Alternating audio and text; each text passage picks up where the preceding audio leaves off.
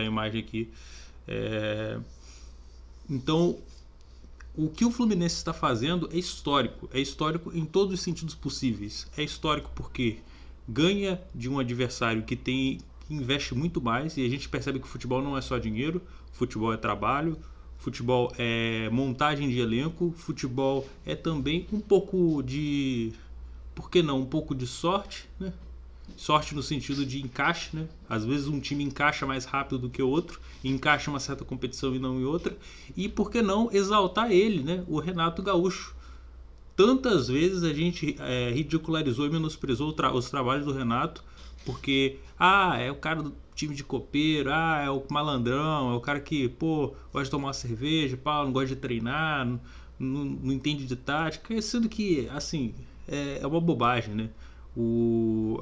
Mais uma vez a gente vê que o Renato Gaúcho mostra um repertório para poder jogar tanto com posse, também como jogar é, é, quando também precisa jogar se defendendo mais, né? Foi assim contra a Inter de Milão, tentou jogar um pouquinho mais de contra-ataque aqui contra o Al Hilal e foi produtivo, né?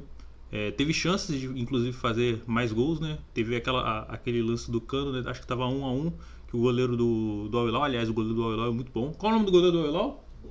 Bono. Ele fecha o ângulo, né? O Fluminense teve chance, né? Teve uma outra finalização do Samuel Xavier após o 2-1. Então, assim, não foi um gol achado, não vem sendo assim os jogos do Fluminense. E aí eu volto a dizer, né? O Fluminense tinha feito uma das fases de grupos mais chatas, né, dos times brasileiros. Só que o Fluminense soube crescer no momento que precisava, né? E esse é o detalhe, né? O Fluminense vem demonstrando que ele é forte, que ele tem, além dele ter um técnico vencedor, ele tem um time competitivo que, além de tudo, ele é muito forte. Eu quero ver o tratamento da mídia, porque muita gente exaltou a atuação do Flamengo. A gente falou tanto da atuação do Botafogo, que de fato, quanto o PSG, foi muito interessante o que o Botafogo fez, mas os dois times, tanto o Flamengo quanto o Botafogo, não souberam uma coisa principal. Não existe essa de jogar só de uma forma. Você não pode jogar sempre retrancado com todo mundo, e você não pode jogar para frente. Para frente é muito forte, né? Jogar de pé em pé, tentando achar que todo adversário que você vai enfrentar você pode jogar numa trocação, achando que você pode jogar dessa forma e não vai ter nenhum problema, né? Os times que conseguiram passar, principalmente os times do Brasil, né, o Palmeiras e o Fluminense, são times que conseguem se adaptar a certas formas, né? Jogar um pouco mais em transição, mas também podem jogar com posse, né? E isso vai muito da leitura e do repertório, não só do técnico, bem como da montagem de elenco. É necessário você ter essa leitura. Mas, querendo ou não, o futebol ele é feito não só de um estilo de jogo, né? Quando você estuda um adversário, é exatamente pensando que você vai adaptar o seu jogo, a forma como você quer jogar, as melhores capacidades do seu elenco, daquilo que você conhece, das características do seu elenco, para enfrentar um outro adversário. O Botafogo não soube fazer isso. O Botafogo teve um elenco milionário, né? Tem um investidor gigantesco que é o Textor. O Flamengo, que é o clube mais rico do Brasil, com a maior torcida do Brasil, não está. Caiu nas oitavas. E um dos seus principais rivais, se não o principal rival, o Fluminense, agora está semifinalista. Não é? Isso é uma aula de como você trabalha com o futebol. Que ele não tem só a ver com investimento. Tem a ver com montagem de elenco. Tem a ver com a devida demonstração de que certos jogadores e certos times são protagonistas. O Fluminense não caiu ano passado porque ele é um protagonista do futebol brasileiro nos últimos anos, essa é a verdade. Tanto que nas Copas o Fluminense já tinha se demonstrado forte, tanto que chegou longe na Libertadores do ano passado, embora estivesse lutando para não cair, né? E esse Fluminense foi o mesmo Fluminense que foi campeão em 2023 da Libertadores. É um time que conhece o caminho da vitória, e é necessário a gente perceber que esse Fluminense e aquele Fluminense ainda tem parte dessa identidade, né? De ser grande e competitivo. John Arias, que jogador fantástico, joga como meio aberto, joga como ponta, qualidade de passe, deu uma bola no Cano, ele acha um passe vertical assim, entre as linhas, impressionante. Impressionante. Vertical não, um passe mais em diagonal. O Hércules, mais uma vez, né, o Hércules que foi tão questionado, né, porque quando ele veio do, acho que não me engano, do Fortaleza, muita gente achou que ele era muito caro, que não era jogador para isso. E eu elogiei quando o Fluminense foi atrás do Hércules, exatamente porque era necessário ir atrás de jogadores desse tipo, né? Jogadores que têm, além de qualidade, são jogadores que estão acostumados a jogar o futebol brasileiro, né? Não são apostas. E aí vem o resultado, né? É a segunda vez que um herói chamado Hércules, já tem até o short no canal, depois vocês podem dar uma olhada, já mostrando os gols do Fluminense.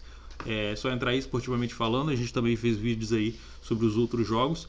Mas não só ele, né? Então, John Arias, Hércules, você tem aí jogadores. O Fábio agarrando demais, defendendo muito. E assim, é fantástico o que o Fluminense está vivendo. Não há nenhuma forma de se tentar menosprezar. Não tem nem como fazer um malabarismo retórico para tentar falar que a vitória do Fluminense é menor que isso, menor que aquilo. Não é, não tem nada disso. A vitória do Fluminense é uma vitória gigantesca. O Fluminense ele é o time principal do futebol brasileiro junto ao Palmeiras no atual momento. Querendo ou não, quem é que está agora no Mundial de Clubes, semifinalista, podendo enfrentar, né, um Real Madrid, podendo chegar a uma final de Copa do Mundo, enfrentar os principais adversários do mundo. O que dizer? O que dizer desse time? Então, é muita coisa, né? Deixa eu até olhar aqui e ver o que o pessoal está comentando. Mas assim, a gente vai até tentar analisar aqui um pouco mais. Vou ter que reupar o vídeo. Vou ter que reupar aquele short lá. Mas eu queria saber até a opinião de vocês sobre esse jogo, porque de fato é impressionante a capacidade do Fluminense de se adaptar a esses grandes jogos, né? Então, adaptar-se a jogos dessa magnitude transforma um time e coloca em outro patamar, né? E a gente olha para o elenco do Al-Hilal, é um puta elenco. Você tem aqui Bono, João Cancelo. O João Cancelo, para quem não lembra, chegou a jogar em times da Europa, né? Tem o Koulibaly, o Aouabi, Renan Lodge. Renan Lodge já foi lateral de seleção brasileira. Rubem Neves, Caio César, Milinkovic-Savic, Malcom. Você tem aqui o Marcos Leonardo, o Ramdallah. É um puta time. E o Fluminense, com as suas dificuldades, né? Fábio, Ignacio, Thiago Silva, Freitas, Samuel Xavier.